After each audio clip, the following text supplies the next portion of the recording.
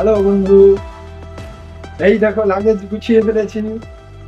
আজ চলছি গ্যাংটক, ওখান থেকে চুলু, তারপর গুরুম্বা।